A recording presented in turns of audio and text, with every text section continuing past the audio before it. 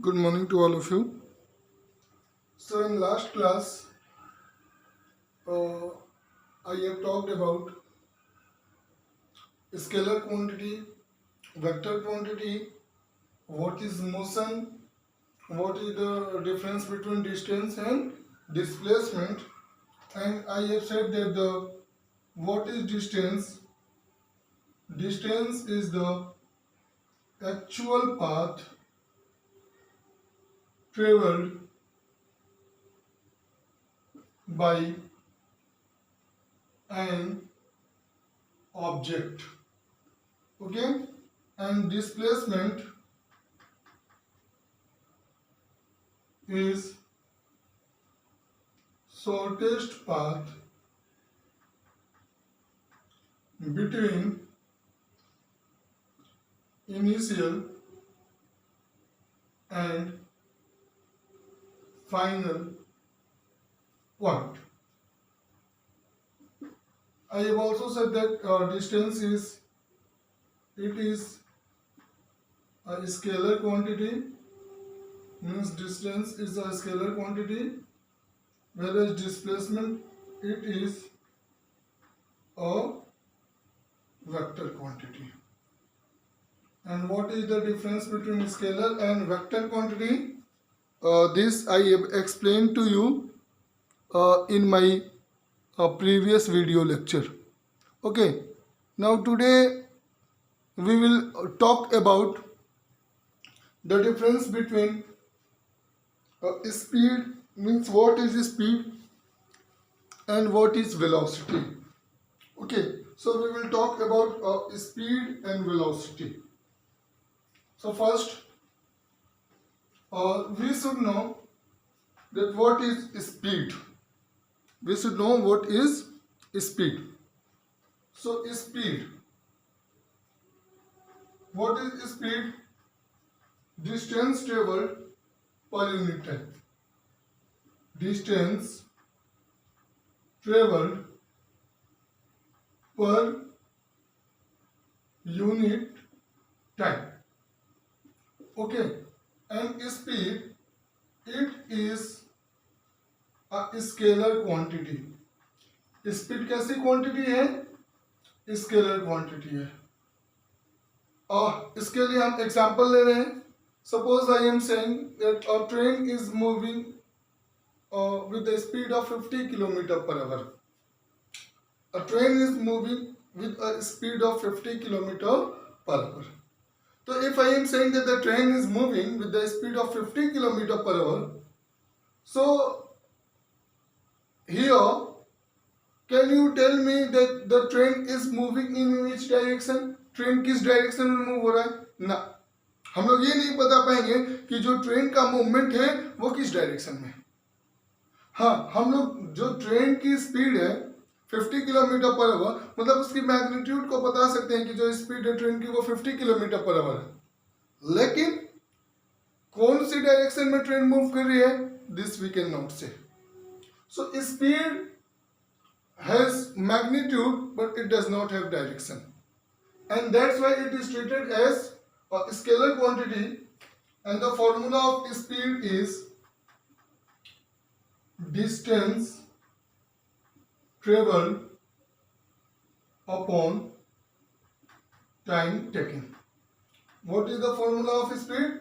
Distance traveled upon time taken. And unit, SI unit of speed is, देखिए SI system में speed को किस में मेजर करते हैं, डिस्टेंस किस में मेजर होती है, मीटर में, और टाइम किस में मेजर होता है, that is metre per second. And in CGS unit of speed is centimetre per second. So what is the SI unit of speed? Meter per second. And what is the CGS unit of speed? Centimetre per second. अब since देखिए यहाँ पे हम लोग बात करेंगे कि distance travelled पर unit time, that is speed. तो अब हम लोग बात कर लेते हैं कि होप स्पीड इज क्लियर. अब हम लोग बात करेंगे कि वेलोसिटी क्या होता है. ओके, वेलोसिटी क्या होता है.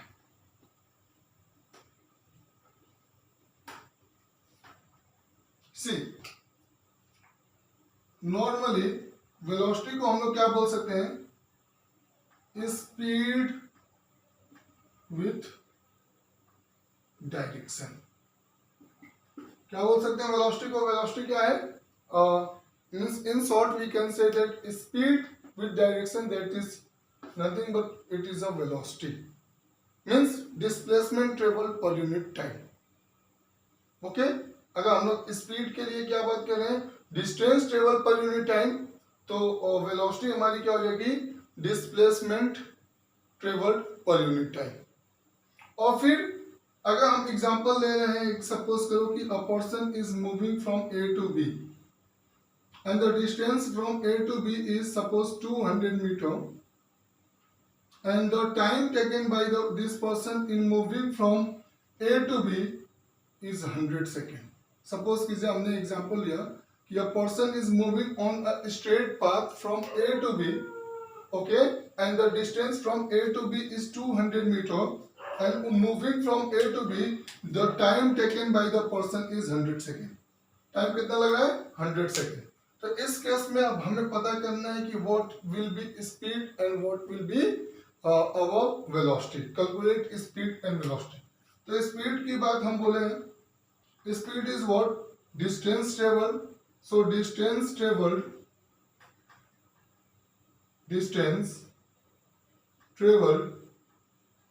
Upon time taken, so what is speed? Distance travel upon time taken. Okay, now distance travel from A to B is how much meter? 200 meter, and time is how much? 100 second. So that's why it will be 2 meter per second. So what will be the speed? That will be 2 meter per second. Okay, और actually में इसको हम लोग क्या निकालना है इस question में? Average speed. एक्चुअली में एवरेज स्पीड का फॉर्मूला क्या होता है? Total distance travel upon total time taken. याद रखिएगा, what is the formula of average speed? Total distance traveled upon total time taken. तो क्वेश्चन में ये है कि a person is moving from A to B and the distance from A to B is 200 meter, and in moving from the person is moving on the straight path, and in moving from A to B the person is taking the time of 100 seconds. Calculate the average speed and average velocity of the person. क्या calculate करना है हम लोग को?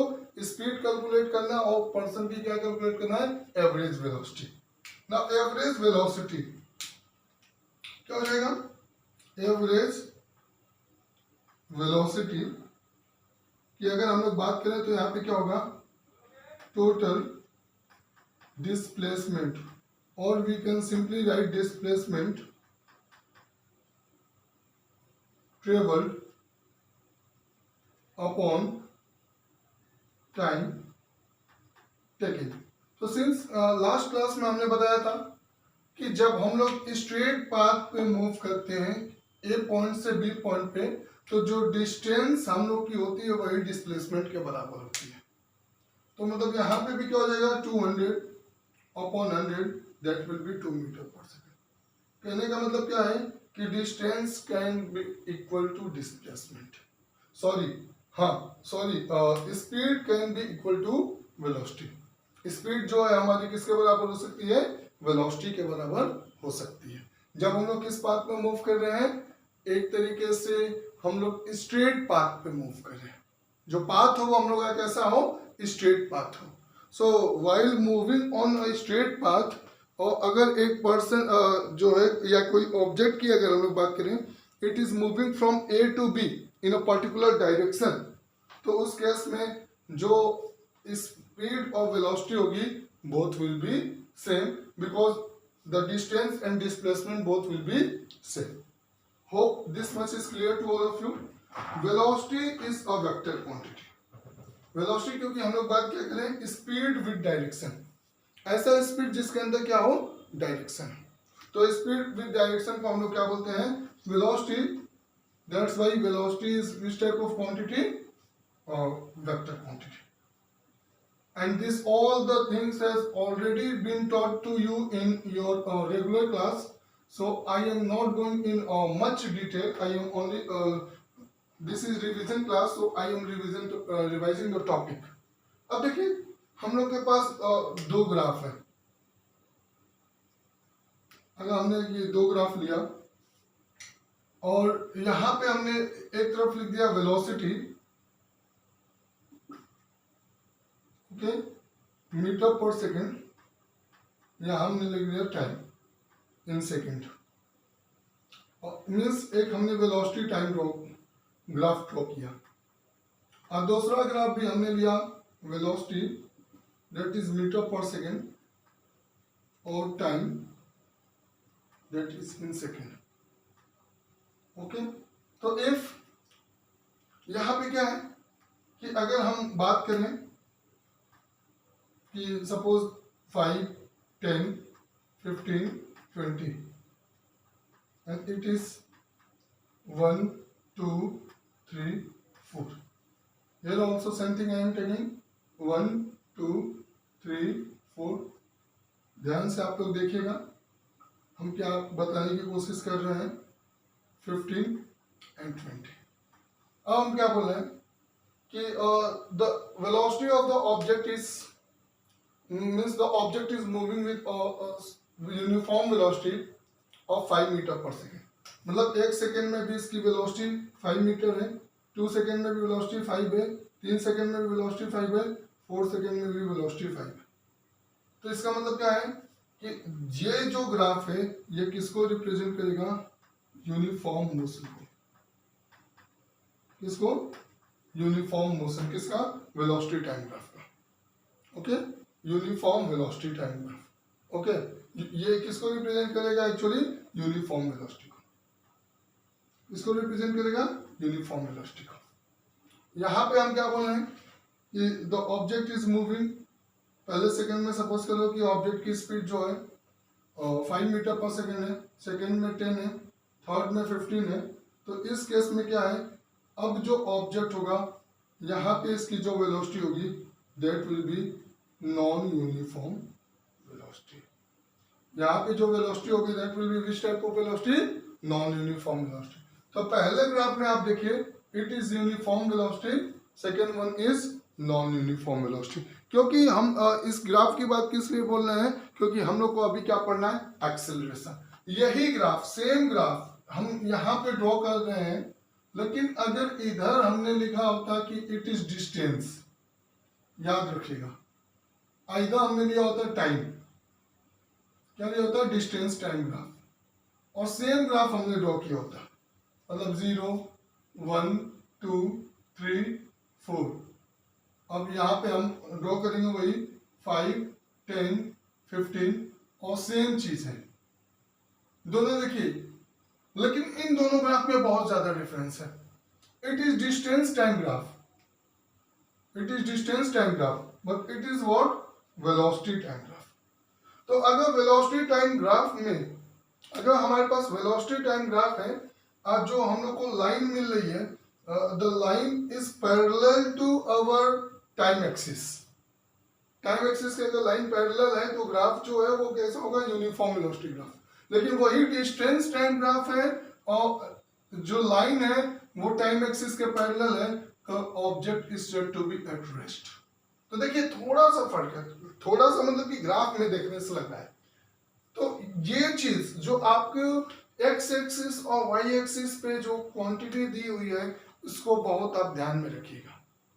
बहुत आपको क्या करना है? ध्यान में रखना है, क्योंकि यही रिप्रेजेंट करेगा, यही रिप्रेजेंट करेगा कि एक्चुअल में जो है वो कैसा ग्राफ है. ये रेस्ट पर है. क्यों? क्योंकि एक सेकेंड में भी ऑब्जेक्ट जो है वो एक तरीके से 5 मीटर पे, 2 सेकेंड में भी 5 मीटर पे है, 3 सेकेंड में भी 5 मीटर पे, और इनिशियली भी कितने पे है? 5 मीटर पे. मतलब टाइम बढ़ रहा है लेकिन डिस्टेंस नहीं बढ़ रहा है. तो ऑब्जेक्ट किस पे हुआ? रेस्ट पे हुआ. ऑब्जेक्ट किस पे हुआ? रेस्ट पे हुआ. Hope it is clear to all of you. Now अब देखिए यहाँ पे नॉन यूनिफॉर्म वेलोसिटी है. अब हम लोग क्या बात करते हैं? सपोज हम एक एग्जांपल आपको एक्सप्लेन कर रहे हैं. इस एग्जांपल से हम लोग समझेंगे कि क्या हो रहा है. ये देखिए यूनिफॉर्म वेलोसिटी का मतलब क्या हुआ? The velocity is not changing. Velocity जो हो रही है वो क्या हो रही है, वेलोसिटी को हम लोग दो पार्ट में डिवाइड कर सकते हैं, डिफाइन कर सकते हैं, एक यूनिफॉर्म और दूसरा नॉन यूनिफॉर्म। वेलोसिटी कितने तरीके की हो गई, दो तरीके की हो गई, यूनिफॉर्म वेलोसिटी और कैसी वेलोसिटी, नॉन यूनिफॉर्म वेलोसिटी। तो यूनिफॉर्म वेलोसिटी क्या हुई, यूनिफॉर्म वेलोसिटी वो हुई कि means the velocity of object at each and every point is what, same. जो वेलोसिटी है वो each and every point is same, means the object velocity is not changing with time. Object is moving, but it is moving with the same velocity, so that is what uniform velocity. लेकिन when we are talking about the non uniform velocity, तो इस case में क्या हो रहा है, the object velocity is not constant, okay, it is varying with time. तो आप देखिए उसी तरह है कि अगर सपोज कीजिए कि आप किसी आप बाइक पे जा रहे हो और आप बाइक के पीछे बैठे हो, और सपोज करो कि आपके भैया जो है, बड़े भैया, वो बाइक चला रहे हैं और आपको घर से स्कूल जाना है और स्कूल का एकदम मतलब कि स्कूल स्टार्ट होने का टाइम हो चुका है, केवल 5 मिनट बचा हुआ है।